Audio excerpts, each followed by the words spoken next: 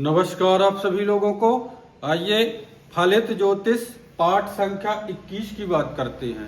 अभी हम दूसरे स्तंभ की चर्चा कर रहे हैं और राशियों के गुण और स्वरूप को समझ रहे हैं। अभी हमने चिन्हों से राशियों को समझने का प्रयास किया। हम लोगों ने ये भी जाना कि कौन सी राशि शीर्षोदयी है, कौन सी राशि पृष्ठोदयी है, कौन सी राशि उभयदयी है और कौन सी राशि द्विपद है, कौन सी चतुष्पद है, कौन सी राशि बहुपद है और कौन सी राशि अपद है। ये बातें हमने जाना।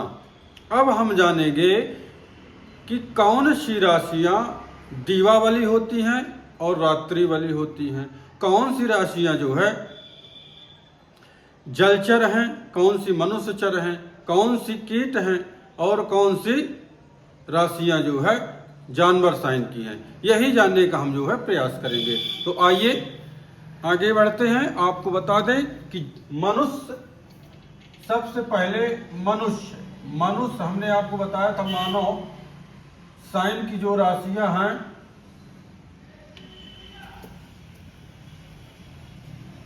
मनुष्य, तो आपका मनुष्य में आ गया था मिथुन, मतलब 3 नंबर की, 6 नंबर की कन्या, तुला, मिथुन, तुला और धनु का पूर्वार्ध, क्योंकि धनु राशि में सामने एक पुरुष तीर खींचे हुए खड़ा है, पूर्वार्ध का हिस्सा, और उत्तरार्ध का हिस्सा घोड़े का है। तो इसको आप नहीं भूलिएगा, ये पूर्वार्ध। अब कुंभ राशि आ जाएगी। ये भी कुंभ राशि भी मानव साइन में है, एक पुरुष कलश लिए सर पे खड़ा है। तो ये जो राशियां आएंगी ये मनुष्य साइन की आएंगी। अब इसके बाद जो हमारी जानवर साइन की राशियां रहेंगी तो दूसरे नंबर में आ जाएगी जानवर साइन की राशियां। अब जानवर साइन की राशियां में आप लोग समझते हैं, हमने आपको बताया था चतुष्पद में जितनी भी राशियां आती हैं सारी जानवर साइन में होंगी। तो चतुष्पद में आपको पता है कि नंबर 1 की, नंबर 2, नंबर 5 और धनु का उत्तरार्ध, क्योंकि ये भी घोड़े का, इसके भी 4 पैर होते हैं। तो इसका अर्थ आप समझते होंगे। मेघ भेड़ है, 4 पद हैं इसके।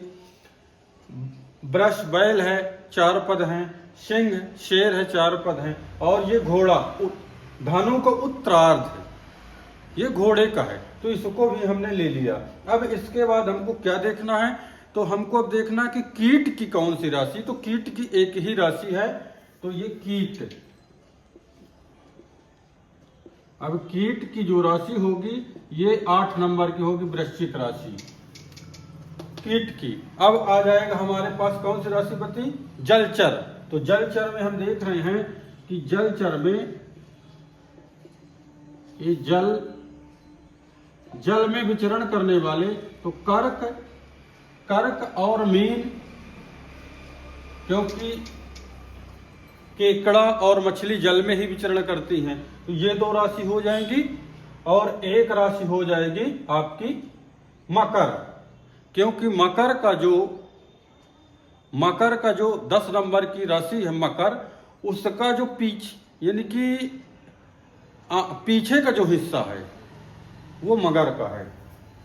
तो 10 नंबर की आ जाएगी मकर। इसको आप नहीं भूलिएगा, मकर, क्योंकि इसका भी एक हिस्सा हिरण का है और एक हिस्सा जो है मगर का है। तो मकर राशि को भी हमने जल तत्व में रख लिया। अब हम आपको बता दें कि अगर आप लोगों का जन्म दिन में होता है तो दीवा वाली हो जाएंगी, और अगर रात्रि में होता है तो रात्रि वाली हो जाएंगी। तो ऐसे कौन सी राशियां हैं और उसको हम किस प्रकार समझेंगे ये भी हम आपको बता दें। हमें उम्मीद रहती है कि आप लोग अब इसको जो है इस ज्योतिष को समझते होंगे और जानते होंगे। अब आ जाइए दीवा वाली। अब क्या है कि दीवा वाली राशियां आएंगी आपकी, तो देख लीजिए रात्रि वाली, देख लीजिए ये आ जाएगी दीवा वाली।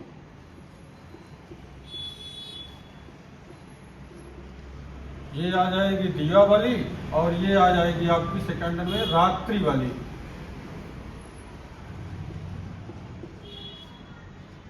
अब दिवा वाली और रात्रि वाली राशियां कौन कौन सी होती हैं, तो जब हम लिखेंगे तब आप समझ जाएंगे कि दिन में कौन सी राशि बलवान होती है। और उसका जब दिन में लग्न होगा तो जातक दिन की राशियों में लग्न अगर उसका कोई प्रश्न आ रहा है और लग्न में आ रही है तो जातक का शुभ कार्य होगा और उसका लग्न मजबूत होगी। इसीलिए कहते हैं कि कौन सी राशि दिवा वाली है और कौन सी रात्रि। तो देखिए हम पहले इसमें 5 नंबर लिख दिए तो आप समझ जाइएगा कि सिंह राशि है, शूर की राशि है, ये दिन में बलवान होती है। और चंद्रमा की जो राशि है कर्क राशि, ये रात्रि में बलवान होती है।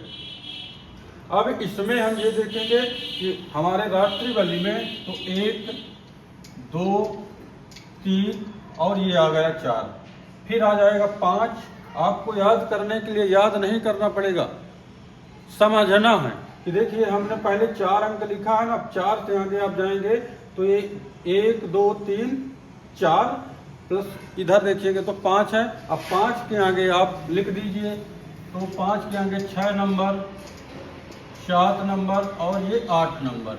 अब ये राशियां जो है दिवा वाली हैं और ये रात्रि वाली हैं।